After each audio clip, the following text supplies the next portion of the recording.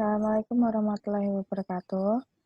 Waalaikumsalam Waalaikumsalam warahmatullahi warahmatullahi wabarakatuh. wabarakatuh. Kami dari kelompok 4 akan mempresentasikan mengenai heteroskedastisitas dan uji normalitas.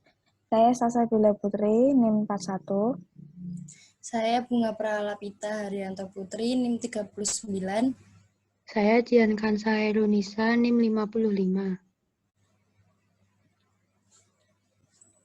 Pada pembahasan kali ini yang kami akan bahas adalah heteroskedastisitas dan uji normalitas. Nah, yang pertama yaitu heteroskedastisitas. Ini bertujuan menguji apakah dalam model regresi terjadi ketidaksamaan variansi dari residual satu pengamatan dengan pengamatan yang lain. Kondisi di mana variansi dari residual atau error tidak bersifat konstan disebut sebagai heteroskedastisitas. Gejala heteroskedastisitas terjadi akibat ketidaksamaan data atau bervariasinya data yang diteliti. Sifat dasar dalam heteroskedastisitas. Sebagai misal untuk membuat perbedaan antara homoskedastisitas dan heteroskedastisitas menjadi jelas, asumsikan bahwa terdapat model dua variabel, yaitu Y yang menyatakan tabungan dan X menyatakan pendapatan. Kemungkinan pertama dapat menunjukkan bahwa meningkatnya pendapatan, tabungan secara rata-rata juga meningkat. Pada kondisi pertama, memungkinkan varians gabungan dari variabel tabungan akan menjadi sama untuk semua perubahan pada pendapatan.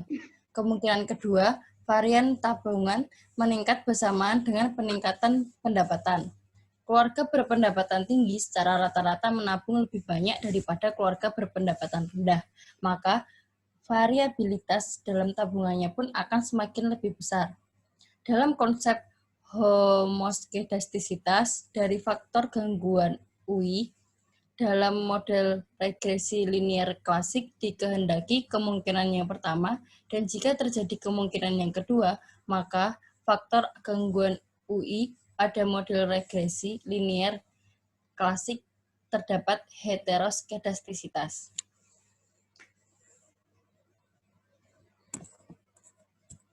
Selanjutnya ada konsekuensi heteroskedastisitas. Jika terdapat permasalahan heteroskedastisitas pada model regresi, maka akan terdapat hal berikut pada nilai taksiran koefisien regresi. Yang pertama, jika heteroskedastisitas dicurigai ada, maka secara teori Blue, dari nilai koefisien regresi B adalah penaksir kuadrat terkecil tertimbang, atau WLS, bukan penaksir B konvensional atau OLS. Yang kedua, varians taksiran dari koefisien regresi B yang diperoleh dengan asumsi heteroskedastisitas tidak lagi minimum. Varian taksiran dari koefisien regresi B tertimbang yang minimum.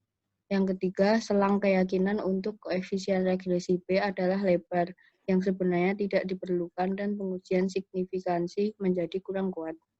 Yang keempat, dalam kasus heteroskedastisitas, penaksir OLS konvensional tidak sesuai. Sehingga cara idealnya tentu saja kita harus menggunakan metode WLS sebagai gantinya. Cara mendeteksi heteroskedastisitas yang pertama dengan metode grafik, yaitu dengan mendeteksi gejala heteroskedastisitas dengan metode grafik, dapat dilakukan dengan membuat plot sebaran, antara lain, yang pertama variabel dependen dan variabel independen. Jika plot yang dihasilkan acak atau tidak berpola, maka disimpulkan bahwa tidak terdapat heteroskedastisitas. Variabel residual kuadrat dengan variabel independen. Yang kedua, variabel residual ini akan didapatkan setelah menjalankan proses regresi. Dengan demikian, untuk mendeteksi gejala heteroskedastisitas, menggunakan metode grafik harus dimulai dengan proses regresi terlebih dahulu.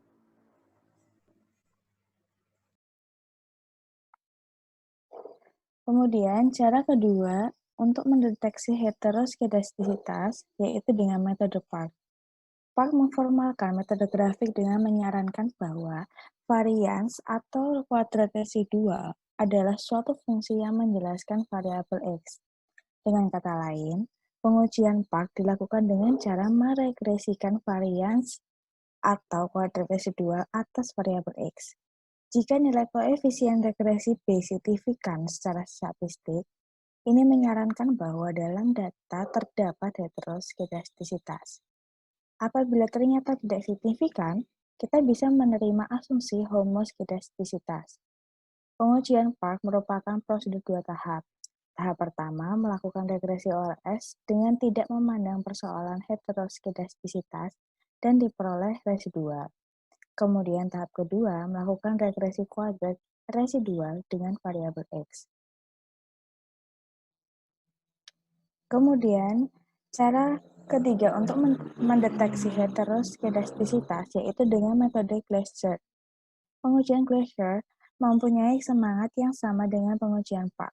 Setelah mendapatkan residual dari regresi OLS tadi, Glaser menyarankan untuk meregresikan nilai absolut dari residual terhadap variabel X yang diperkirakan mempunyai hubungan erat dengan varians yang dihasilkan.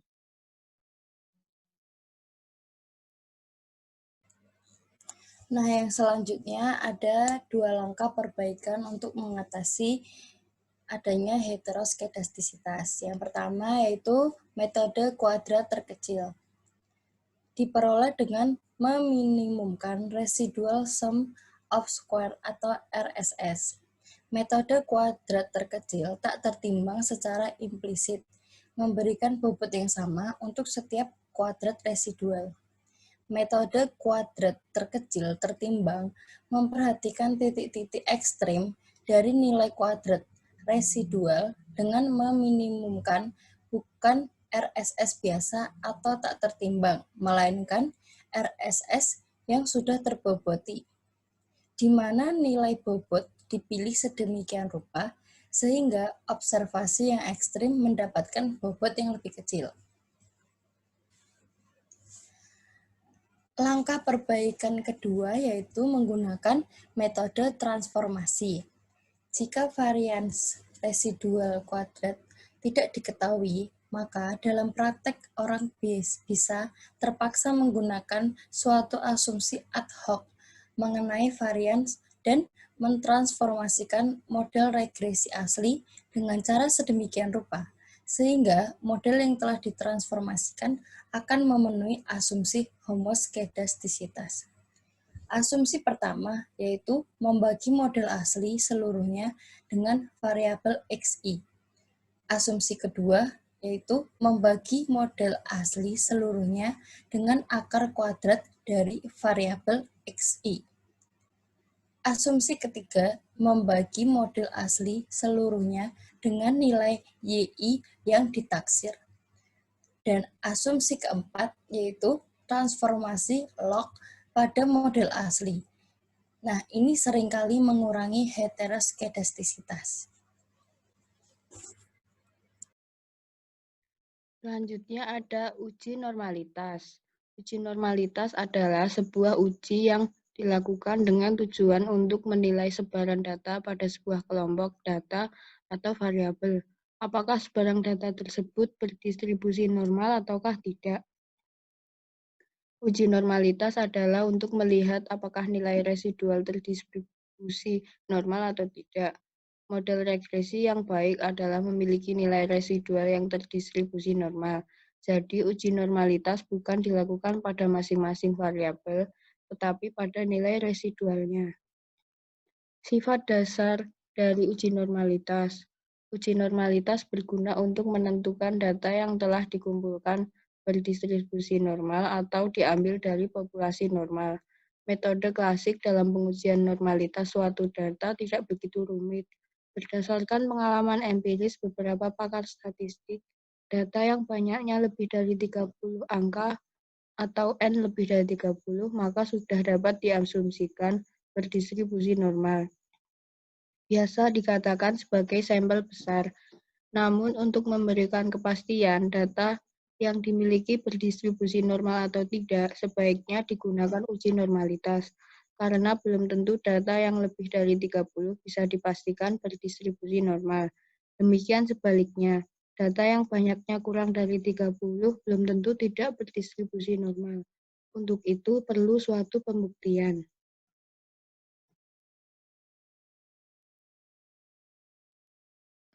Pelanggaran atas asumsi normalitas pada model regresi akan menimbulkan konsekuensi. Konsekuensi jika asumsi normalitas tidak terpenuhi pada sebuah model regresi adalah nilai prediksi yang diperoleh akan bias dan tidak konsekuensi.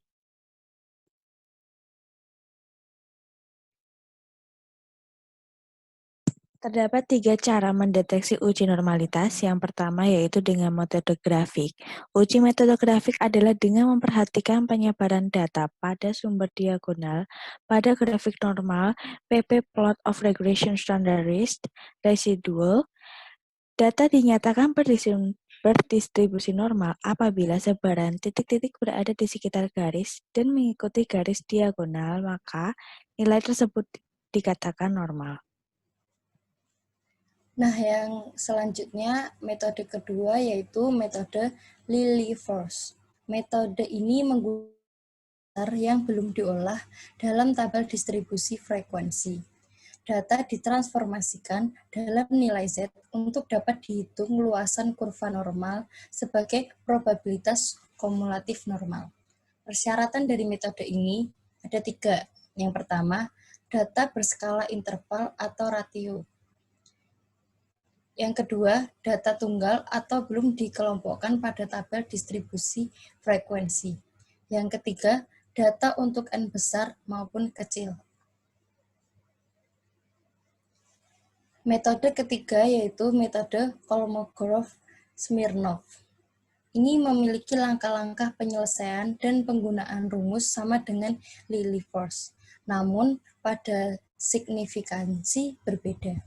Signifikansi metode ini menggunakan tabel pembanding Kolmogorov-Smirnov, sedangkan metode Lilliefors menggunakan tabel pembanding metode Lilliefors. Metode ini juga terdapat 3 persyaratan. Yang pertama, yaitu data berskala interval atau rasio. Yang kedua, data tunggal atau belum dikelompokkan pada tabel distribusi frekuensi. Yang ketiga, dapat untuk N besar maupun N kecil. Tindakan perbaikan jika terjadi uji normalitas. Yang pertama, menambah jumlah data. Dengan menambah jumlah data, maka akibat yang ditimbulkan dari adanya nilai residual yang memiliki nilai ekstrim akan semakin berkurang. Hal ini karena dengan semakin banyaknya jumlah data, maka pembagi nilai ekstrim akan semakin besar, sehingga nilai rata-ratanya akan mendekati nilai tengahnya. Yang kedua, melakukan transformasi data menjadi log atau ln atau bentuk lain. Dengan melakukan transformasi, maka selisih antara lain yang terbesar dengan nilai yang terkecil akan semakin pendek. Dengan demikian, data yang memiliki nilai ekstrim akan semakin mendekati nilai rata-ratanya. Yang ketiga, menghilangkan data yang dianggap sebagai penyebab data tidak normal. Dengan menghilangkan data yang dianggap sebagai penyebab data tidak normal, maka sebagian besar data akan semakin mendekati nilai rata-ratanya. Dilakukan dengan menghilangkan seluruh data pada pengamatan tersebut, baik variabel tergantung maupun semua variabel bebasnya. Cara ini merupakan cara yang paling praktis, namun bila mana jumlah data yang dimiliki sangat terbatas, maka cara ini bukan merupakan cara yang direkomendasikan.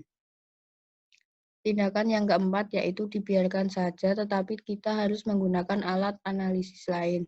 Jika asumsi kenormalan data tidak dapat terpenuhi, kita dapat menggunakan analisis non-parametrik yang tidak mensyaratkan adanya kenormalan data, meskipun dengan derajat kesimpulan yang lebih lemah dibanding dengan analisis parametrik.